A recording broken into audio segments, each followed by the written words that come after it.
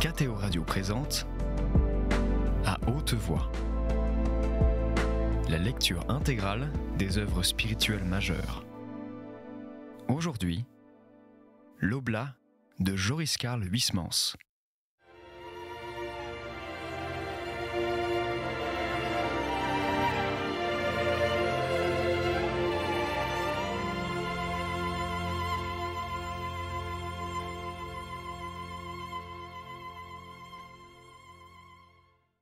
En a-t-elle suscité des controverses, cette étoile ?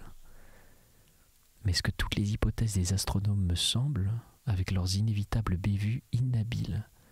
Et ce que je leur préfère l'idée du Moyen-Âge, extraite du livre apocryphe de Seth et reprise par saint Épiphane et l'auteur du commentaire imparfait de saint Matthieu, eux pensaient que l'astre de Bethléem était apparu au mage avec la figure d'un enfant assis sous une croix dans une sphère rayonnante de feu. Et les primitifs représentèrent en effet pour la plupart cette constellation sous cette forme. Roger van der Weyden, dans un des volets de sa merveilleuse nativité du musée de Berlin, pour en citer au hasard un. Durtal fut tiré de ses réflexions par un flux et un reflux de moines dans le chœur. L'on habillait le père abbé. Le cérémoniaire, debout devant l'autel, enlevait les vêtements qui y étaient posés, l'aube, le cordon, l'étole, la chape, et les distribuait à des novices qui, à la queue leu-leu, les présentaient après s'être agenouillés devant le trône aux habilleurs. Débarrassé de sa longue cape noire et affublé de l'aube blanche, Don Antime Bernard apparaissait encore plus grand. Il dominait toute l'église du haut de son siège, et après qu'il se fut ceint du cordon, dans le mouvement qu'il fit avec son bras pour remettre autour de son col sa croix pectorale, que l'un des liturges lui tendait et qu'il baisa, la bague de sa main, allumée par les feux des cires, jeta un éclat bref. Le porte-mitre, les épaules maintenant enveloppées d'une écharpe, semblable à celle du porte-crosse et dont les pointes reployées ainsi que des pointes de châle, devait lui couvrir les doigts pour offrir la mitre ou la reprendre, alors que l'on en décoifferait l'abbé. L'abbé s'avança, sur un signe du père de Broche, près du trône, et après avoir endossé l'étole et la chape, le révérendissime entonna le Te Deum. Ici, Durtal était bien obligé de modérer son enthousiasme, car des souvenirs l'assaillaient, et le Te Deum des cloîtres ne soutenait pas la comparaison avec celui des églises de Paris riches. Il est certain, se disait-il, que cet hymne est autrement imposant à Saint-Sulpice, par exemple, quand soulevé par l'ouragan des orgues, la maîtrise renforcée de tout le séminaire le chante, et il en est de même du Magnificat royal, si majestueux, et d'une autre ampleur que ces pauvres Magnificats si maigres, si peu étoffés du répertoire de Solesmes. Il faudrait d'ailleurs des centaines de religieux ayant tous de la voix pour projeter ces énormes et ces magnifiques pièces, et où trouver d'aussi puissantes masses chorales dans les monastères. Ce désenchantement ne dura guère, car l'abbé entouré des chapiers, des maîtres de cérémonie, des sérophéraires, du porte-bougeoir chantait, ainsi que devant un pupitre, la généalogie du Christ, dans l'évangile que tenait de ses deux mains, en l'appuyant sur son front, un moine. Et dans la mélopée étrange et Marie, monotone et câline, passaient de singulières figures de patriarches suscitées, comme en un coup d'éclair, par l'appel de leur nom, et ils retombaient aussitôt qu'un autre leur succédait dans l'ombre. Et lorsque la lecture fut terminée, alors que l'on ôtait la chape du père abbé pour lui substituer une chasuble, le chœur chanta l'hymne brève d'origine grecque, le Te Decetlaus, et sur l'horizon du jour et le Benedicamus Domino, l'office fut clos. Les 4 principaux chantres qui étaient allés se vêtir à la sacristie étaient revenus, et don Ramon Doux, le préchantre, avait planté dans un anneau pris de sa place l'insigne de son grade, une tige de cuivre surmontée d'une statuette de Saint Bénigne, le bâton du préchantre. Et il était, lui et les autres, assis sur des chaises haussées d'une marche et à dossier très bas, installés derrière la barre de communion à l'entrée du chœur en vis-à-vis de l'autel. Il tournait ainsi le dos au public, des dos splendides, aux moires frissonnantes, osselées de lortons d'argent de cercles de soie cerise, dans lesquels étaient brodés en fil d'or les monogrammes gothiques de Jésus et de la Vierge. Ils quittèrent leur siège, et en rond, debout, au milieu du chœur, ils chantèrent, tandis que l'abbé, entouré de sa cour, commençait la messe, l'introïte. Quand on fut arrivé au Kyrie eleison, les fidèles s'embrasèrent, et les filles et les garçons du village, conduits par le père curé, soutinrent les moines. Il en fut de même pour le credo. Durtal eut, à ce moment, la vision précise d'un retour très en arrière, d'un hameau chantant les mélodies de Saint Grégoire au Moyen-Âge. Évidemment, cela n'avait pas la perfection du chant de Solesmes, mais c'était autre chose. À défaut d'art, c'était de la projection d'âme un peu brute, d'âme de foule, émue pour un moment. C'était la réviviscence, pendant quelques minutes, d'une primitive église où le peuple, vibrant à l'unisson de ses prêtres, prenait une part effective aux cérémonies et priait avec eux, dans le même dialecte musical, dans le même idiome. Et c'était à notre époque si parfaitement inattendu que Durtal croyait, en les entendant, s'évaguer une fois de plus dans un rêve. Et la messe se déroulait dans le bruit des grandes eaux des orgues. L'abbé tantôt au trône, tantôt devant l'autel, l'abbé chaussé et ganté de blanc, tête nue ou coiffé d'une mitre orphasée, puis d'une mitre couturée de gemmes, l'abbé les mains jointes ou tenant sa crosse qu'il remettait ensuite au novice agenouillé qui lui baisait sa bague. Une fumée d'encens voilait les lancettes en initiant des cierges, et les veilleuses des reliques dardaient 2 flammes de topaze dans la nuit bleue. Au travers des flocons de parfum qui montaient sous les voûtes, l'on apercevait la statue d'or immobile au bas des marches du sous-diacre portant la patène dans un voile qui levait jusqu'à la fin du pater devant ses yeux, symbolisant ainsi l'Ancien Testament dont il est l'image comme le diacre est la figure du Nouveau, montrant de la sorte que la synagogue ne pouvait voir s'accomplir les mystères de l'Église. Et la messe se poursuivait, tous les enfants de chœur agenouillés à la file, avec un cierge allumé durant l'élévation qu'annonçait dans la nuit le son des cloches. C'était enfin à l'Agnus Dei, l'abbé donnant à l'autel le baiser de paix au diacre, qui descendait les marches et l'imposait à son tour au sous-diacre, lequel, conduit par un cérémoniaire dans les stalles des moines, embrassait le plus élevé en grade, et celui-ci transmettait le baiser aux autres, qui s'accolaient et se saluaient ensuite en joignant les mains. Ici Durtal ne regarda plus rien. Le moment de la communion était proche. Les fusées des sonnettes éclataient dans l'abside, les novices et les convers, 2 par 2, s'ébranlaient. Le diacre, courbé devant l'abbé, chantait sur un mode plus bizarre que contrit, le Confiteor, et devant une longue nappe saisie à chaque bout par un religieux, tous s'agenouillaient pour communier. Puis ce fut la descente de l'autel de l'abbé, suivi de son cortège d'officiants, et distribuant l'Eucharistie aux fidèles, tandis que derrière lui se rangeait cierge au poing la troupe des petits servants de chœur. Un bruit de galoches et de sabots qui couvrait la voix du père abbé emplissait l'église.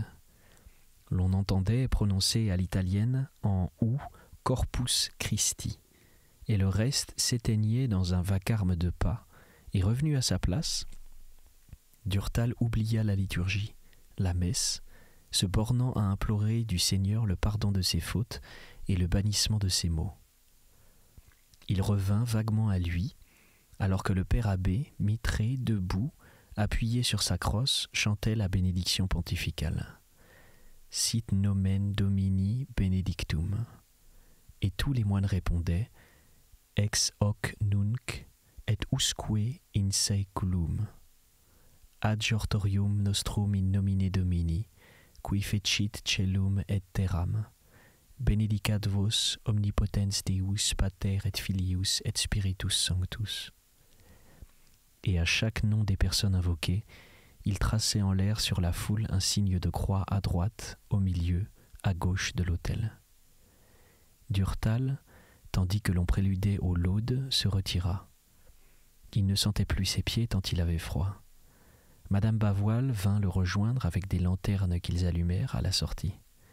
La nuit était glaciale, la neige tombait. « Attendez-nous !»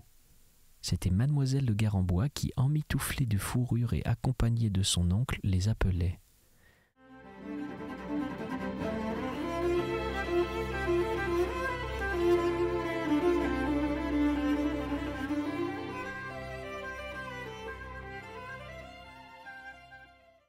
« Je vous emmène à la maison, reprit-elle, non pour souper, ce qui serait peu monastique, mais pour boire un verre de punch chaud devant un bon feu. » Et ils partirent à la suite les uns des autres par un sentier qui s'effaçait déjà sous la neige. L'on apercevait dans toutes les directions des lumières qui couraient, et au loin, les auberges jaillissaient avec leurs carreaux rouges dans le noir. Sous prétexte de punch, la brave hôtesse avait accumulé sur une table des masses de pâtisserie et de viande froide. La salle à manger était quiète, c'était la salle à manger bourgeoise avec le buffet et les chaises Henri II, mais les flammes joyeuses des pains grimpaient en embaumant la résine dans l'âtre. Dortal se rôtissait les souliers. « Nous sommes victimes d'un guet-apens » disait en riant madame Bavoil. « C'est d'un véritable souper que notre ami nous menace. Enfin, le jour de la nativité, un peu de gourmandise est permis. » Mais elle se contenta malgré toutes les instances d'avaler un bout de fromage et de pain.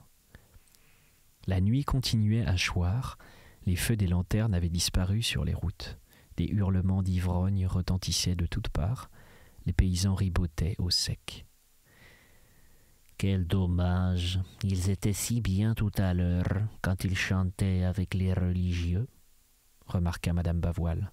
« Oh !» s'exclama Durtal, « ne nous emballons pas. Ceux qui chantaient à l'église sont ceux que le cloître emploie. Ils vont à la messe pour inspirer confiance au Père, mais attendez que les moines soient partis. » Dans tous les cas, en admettant contre toute vraisemblance que ces gaillards-là soient de bonne foi, il serait bien dans la tradition du Moyen-Âge, fit M. Lampre, car la piété n'excluait pas une liesse intentinée grossière chez nos ancêtres, en Bourgogne surtout. Nous n'avions point en ces temps honni par les imbéciles le bégueulisme. Savez-vous, madame Bavoil, qu'autrefois, avant la messe de ce jour, l'on célébrait solennellement dans certaines églises la fête de l'âne, et excusez du peu, l'auteur de l'office, paroles et musique n'était ni plus ni moins que monseigneur Pierre de Corbeil, archevêque de Sens. Mais oui, du XIIIe au XVe siècle, le pauvre âne a participé au triomphe du Rédempteur. Quand je songe qu'il a servi de monture à Jésus, murmura madame Bavoil, j'ai envie de l'embrasser sur les naseaux lorsque je le rencontre. Il y eut aussi la fête des fous, reprit M. Lampre en riant. Les acteurs élisaient un évêque qu'ils intronisaient en des cérémonies ridicules, et ce bouffon bénissait dans la basilique le peuple et présidait à des offices dérisoires, tandis que les paysans barbouillés de mou et déguisés en bateleurs ou en ribaudes l'enfumaient avec du cuir de vieille savate brûlé dans l'encensoir. Je ne vois pas ce que de semblable bacchanal pouvait avoir de religieux, observa madame Bavoil. Mais si l'origine de ces parodies était liturgique, l'âne était honoré à cause de l'ânesse qui parla, et fut en quelque sorte cause par ses remontrances que Balaam énonça devant le roi des Moabites sa célèbre prophétie sur la venue du Messie. L'espèce Assine, qui fut une des annonciatrices du Christ, l'assista dès qu'il fut né près de la crèche, et le porta en triomphe le jour des Palmes. Elle avait donc sa place toute marquée dans l'anniversaire de Noël. Quant à la festivité des fous, elle l'appela de son vrai nom la festivité du dépôt-suite. par allusion au verset du Magnificat, Deposuit potentes décédés. Elle avait pour but d'abaisser l'orgueil et d'exalter l'humilité. Les évêques, les prêtres n'étaient plus rien, étaient comme déposés ce jour-là. C'était le peuple, les machicots et les clercs de matine qui étaient les maîtres. Et ils avaient le droit dont ils usaient de reprocher aux religieux et aux prélats leur prévarication, leur simonie, leur péché d'acception, d'autres encore peut-être. C'était le monde renversé. Mais en tolérant jusqu'au moment où elle dégénérait en de pures farces, ces parades revendicatrices, l'Église ne fit-elle pas preuve de condescendance et de largeur d'esprit? Ne montra-t-elle point, en souriant de ses folies, combien elle était indulgente pour les petits, et combien elle était contente de les laisser s'alléger de leurs griffes, en rendant eux-mêmes la justice avant que de se divertir? Le fait est que c'était drôle de ce temps-là, s'écria mademoiselle de Garembois. Imaginez que pour se moquer de moi, sans doute, mon oncle m'a prêté un livre d'une bénédictine de, je ne me rappelle plus quel siècle, du 10e, fit monsieur Lampre. Il s'intitule « Le théâtre de Roswitha ». Je croyais bêtement que c'était une œuvre mystique. Or, ce sont des pièces que cette religieuse écrivait pour son cloître. Et il y en a une, je ne sais pas vraiment comment expliquer le sujet sans rire. Elle se nomme « La Passion de Saint Gandolphe ». Eh bien, interrogea madame Bavoil. Eh bien, Saint Gandolphe, qui était prince, épousa une femme dissolue qui le trompa. Le pauvre prince s'aperçut de son malheur et se tut. Mais la princesse, irritée de se voir découverte, l'assassina. Aussitôt, des miracles éclatèrent sur sa tombe. Elle s'en moqua, disant qu'elle s'en fichait, comme d'une de ces choses que l'on attribue si malhonnêtement aux nonnes. Oui, une sorte de beignet, vous comprenez. Et elle fut immédiatement punie par un châtiment approprié au terme même de son mépris. Tant qu'elle vécut, elle s'éperdit en de fuites sonores, et cela sans arrêt, raconte placidement la joyeuse Roswitha. Cela prouve, dit Durtal, en admettant que les œuvres de cette moniale ne soient pas apocryphes, la gaieté simple des cloîtres bénédictins du Xe siècle. Remarquez d'ailleurs que les plaisanteries scatologiques, qui sont encore chères aux gens d'église, et c'est assez naturel, les autres, celles sur les femmes qui délectent les laïcs aux fins de repas entre hommes, leur sont interdites. Ils se rattrapent donc sur celles-là, qui ne sont ni plus malpropres, ni plus sottes d'ailleurs, et elles ont au moins cet avantage d'être innocentes. L'ingénuité un peu barbare fut un des charmes des abbayes d'antan. Allez donc trouver aujourd'hui cette qualité-là dans nos monastères, repartit monsieur Lampre. J'aurais été surprise si vous n'aviez pas encore pêché nos moines, dit mademoiselle de Garembois. Heureusement, poursuivit-elle en souriant, que ces débinages ne sont que des blasphèmes de l'amour, et que vous serez encore trop content si les bénédictins viennent à être chassés d'ici, de vous mettre en quatre pour leur rendre les services dont ils auront besoin.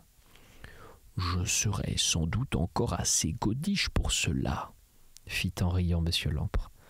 Au fond, n'empêche que leur petitesse d'intelligence et de sainteté m'enrage, car je les aime trop pour ne pas les vouloir plus grands. Et Dieu sait si les matins s'acharnent à ne pas pousser. Si on allait se coucher, dit madame Bavoil, la nuit s'avance et il faut quand même se lever demain. Aujourd'hui ne vous en déplaise, car 3 heures sonnent, répondit Durtal qui ralluma les lanternes. Ce monsieur Lampre, il est bien instruit, fit madame Bavoil, en pataugeant dans la neige. Et je ne doute pas aussi qu'il n'ait bon cœur, mais il me semble qu'il est vraiment trop mécontent des autres et pas assez de lui-même. Ah, vous requérez-vous aussi des saints? Hélas, le coin est quasi brisé et le grand monnayeur n'en frappe guère. Ça et là, pourtant, en des retraites provinces ou des fonds de ville, il en existe certainement dans les cloîtres. J'en ai personnellement connu à la trappe de Notre-Dame de Lattre. Il y en a dans d'autres assez terres, mais cela ne se mêle point à la vie du dehors. Et comment les connaître, puisque ce sont justement ceux que l'on ne voit point. L'un d'eux, que l'on vit beaucoup pourtant, serait récemment décédé dans un couvent bénédictin de la Belgique, reprit Durtal après un silence. Mais les renseignements que l'on m'a fournis sur son compte sont contradictoires. Ne les acceptez donc sous bénéfice d'inventaire. Ce moine, le père Paul de Molles, aurait été l'un des plus extraordinaires thaumaturges de notre temps. Il guérissait comme en s'amusant tous les maux. Il n'en dédaignait aucun, extirpait le mal de dents et la migraine, aussi bien que la phtisie et le cancer, affections incurables et bobos. Il les supprimait sans paraître y attacher la moindre importance. Il soignait instinctivement les hommes et les animaux, pratiquait très simplement, effaçant sa personnalité, prescrivant tout bonnement d'user d'eau dans laquelle on aurait trempé une médaille de Saint-Benoît. Ce religieux qui fut notre contemporain, car il naquit en 1824 et mourut en 1896, fit partie du cloître de Termonde. Il rétablit l'abbaye d'Affligem et fonda le prieuré de Steenbrugge. Il était du reste un religieux épris de macération et féru de sacrifices, mais il fallait le savoir, tant l'allégresse et la bonne grâce de cet homme, fumant doucement sa pipe, pouvaient donner le change aux gens. Maintenant, de tous ces miracles qui se dénombrent par centaines dans les Flandres, que peut-on croire? Quelques-uns semblent avérés, d'autres auraient besoin d'être démontrés, car ils ne s'étayent que sur des suppositions et sur des racontars. Sa biographie, écrite par un monsieur Van Speybroek, avec une bonne foi persuasive, est si incohérente, si en dehors de toute préoccupation historique, que l'on ne saurait s'y fier. Espérons pour la gloire de l'ordre que le père de Molles ne fut pas un simple sorcier, mais un vrai saint. L'Église seule est à même de trancher la question et de nous éclairer.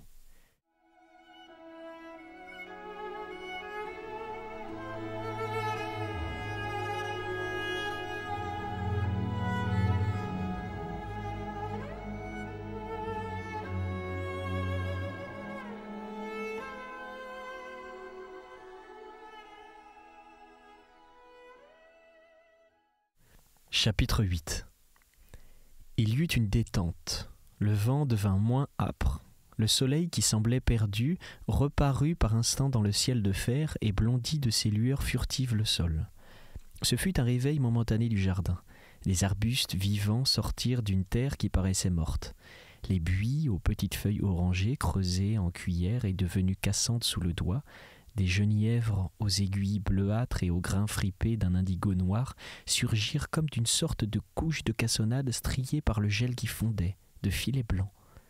Les fusains, les aucubas, les taxus, les romarins restés verts, les buissons ardents dont les baies vermillons tournaient maintenant à la teinte du temps, égayèrent de leur verdure les massifs dont toutes les autres plantes n'avaient gardé que des tiges sèches et brûlées par le feu glacé des bises. Mais malgré tout, ces végétations avaient quelque chose de souffreteux. Elles avaient l'air de convalescentes à peine sorties de leur lit de neige. Une seule famille s'épanouissait à l'aise dans le froid, les hellebores. Celles-là pullulaient le long des allées. Certaines espèces, telles que les roses de Noël, étaient en pleine floraison et leurs fleurs d'un rose violâtre, d'une nuance maladive de cicatrices, de plaies qui se referment, évoquaient bien l'idée d'une plante dangereuse, suant des sucs vénéneux, puant des poisons. D'autres hellebores noirs aux feuilles déchiquetées, sciées et dentelées sur les bords, aux fleurs en coque roulée, étaient pis encore. À les arracher, on les trouvait munis de racines grêles, pareilles à ces cheveux qui pendent sur la boule des oignons. Les vieux botanistes du XVIe siècle les appréciaient, disant qu'elles évacuaient le flegme et la colère et guérissaient la gratelle, l'impétigine, les rognes, les gales blanches et autres vices du sang, mais elles n'en conservaient pas moins un aspect sinistre, avec leur feuillage de deuil et le vert de pomme pas mûr de leurs feuilles, qui, de même que leurs congénères, les roses de Noël, bannissaient toute la tête, n'avaient pas cette allure franche et gaie de la flore saine. Le jardin n'était rien moins qu'attrayant, à cette époque, avec ses taillis de plantes ratatinées et ses touffes de fleurs louches. Aussi Durtal n'y descendait guère. Il s'y promenait ce matin-là pour tuer les 10 minutes qui le séparaient de l'heure du train. Pour une fois que le temps était propice, il projetait d'aller à Dijon afin de réaliser quelques achats de cravates et de bottines, retardés par la perspective de geler en wagon et de ne pouvoir se promener dans la ville, et il se disait « Je puis d'autant mieux me dispenser d'assister à la grand-messe ici que je commence à la connaître par cœur. Elle est la même depuis 6 jours, l'octave de l'Épiphanie ayant pour une semaine refoulé le défilé des saints. Sans doute cette messe est charmante, malgré son médiocre introïte. Le kyrie est très beau ou plaintif, un peu précieux. Le gloria est allègre et vénérant. Et la deuxième phrase du graduel, Surge et illuminare Jérusalem, et l'Alléluia sont exquis. Et l'offertoire, le Reges Tarsis, est lancé droit tel qu'une flèche, et l'on entend jusqu'au dernier vibrement de son parcours. Mais j'ai encore 2 mains pour l'écouter. Une messe basse me suffira aujourd'hui. Profitons de l'occasion de la liturgie et de la bienveillance de l'acclimature, et il s'était dirigé vers la gare. Une fois assis dans le train, il avait hélé par la portière le père de Fauneuve, qui cherchait une place, et dont Prieur était monté dans le compartiment. Après avoir bavardé de choses et d'autres, le moine, parlant du nouveau curé, installé dans la commune depuis quelques jours, demanda à Durtal s'il l'avait vu. « Oui, il m'a honoré d'une visite hier. Et je vous avoue, si vous tenez à connaître mon opinion, que l'impression laissée par ce prêtre est plutôt hostile. Il m'a produit l'effet d'une jeune paysanne, assez mal élevée, mais qui ferait ce qu'on appelle en argot parisien sa tata.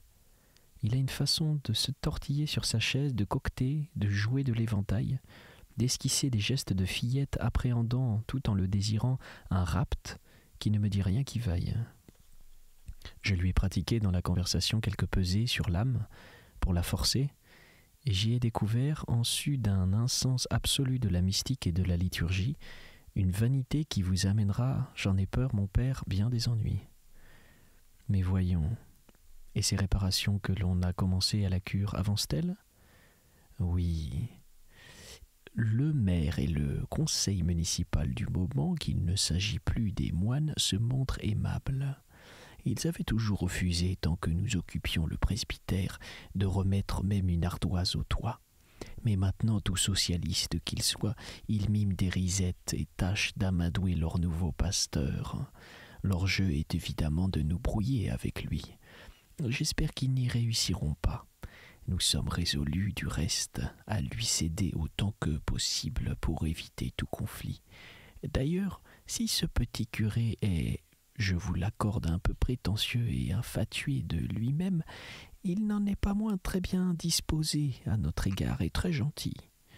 Vous l'appréciez sur quelques grimaces, mais nous qui l'observons depuis 8 jours qu'il vit déjà au milieu de nous, dans le monastère où on lui a offert le couvert et le gîte, en attendant que la cure soit habitable, nous sommes satisfaits de lui et convaincus qu'il est un brave petit enfant. C'était À Haute Voix, une émission de KTO Radio. Aujourd'hui, L'Oblat de Joris Karl Huysmans. Lecture, Pierre Deveau. Captation et réalisation, Aymeric Plouinec et Thibaut Dagalier. Une émission disponible en podcast sur ktoradio.com et sur l'application KTO Radio.